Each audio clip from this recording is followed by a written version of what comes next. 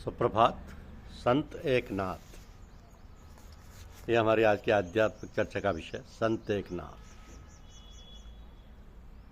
संत एकनाथ देवगढ़ राज्य के दीवान श्री जनार्दन स्वामी के शिष्य थे। 10 वर्ष की छोटी उम्र में ही उन्होंने श्री गुरु चरणों में अपना जीवन समर्पित कर दिया था। वे गुरुदेव के कपड़े धोते, पूजा के लिए फूल लाते, गुरुदेव भोजन करते, तब पंखा झलते, गुरु के पुत्रों की देखभाल करते, उनके नाम आए हुए पत्र पढ़ते और गुरु के संकेत के अनुसार उनका जवाब देते। ऐसे एवं अन्य भी कई प्रकार के छोटे मोटे काम वे गुरु चरणों में करते रहते। एक बार गुरुदेव ने एकनाथ को राज दरबार का हिसाब करने को कहा। एकनाथ भैया लेकर हिसाब करने बैठे। दूसरे ही दिन प्रातः हिसाब किताब राज दरबार में बताना था, तो सारा दिन हिसाब किताब लिखने व देखने में बीत गया। रात हुई, नौकर दीपक जलाकर चला गया। अब एकनाथ को पता ही नहीं चला कि रात शुरू हो गई है। हिसाब में एक पाई की भूल आ रही थी।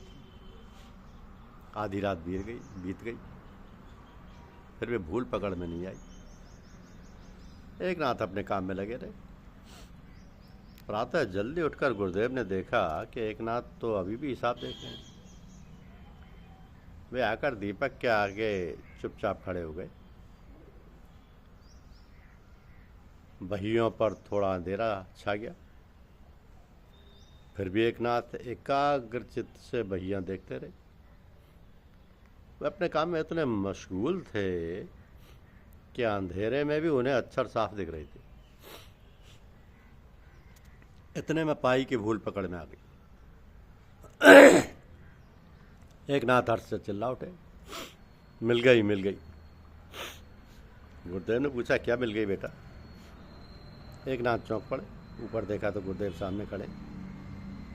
उठकर प्रणाम किया और बोले, गुरुदेव, एक पाई की भूल पकड़ में नहीं आ रही थी, अब वो मिल गई। हजारों के हिसाब में एक पाई की भूल, और उसको पकड़ने के लिए रात भर जाग रहा हूं। गुरु की सेवा में इतनी लगन, इतनी तितिक्षा और भक्ति देखकर दीवान जनार्दन स्वामी के हृदय में गुरु कृपा उछाला मारने लगी।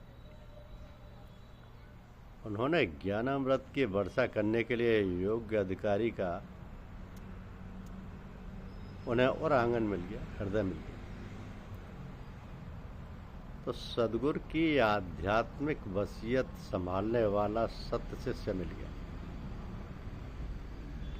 उसके बाद ही एकनाथ के जीवन में ज्ञान का सूर्योदय हुआ और उनके सानिध्य में अनेक दूसरे साधकों ने अपनी आत्मज्योति जगाकर धन्यता का अनुभव किया। तो साक्षात गोदावरी माता भी लोगों द्वारा डाले गए पाप धोने के लिए इन ब्रह्मनिष्ठ संत के सत्संग में आती थी।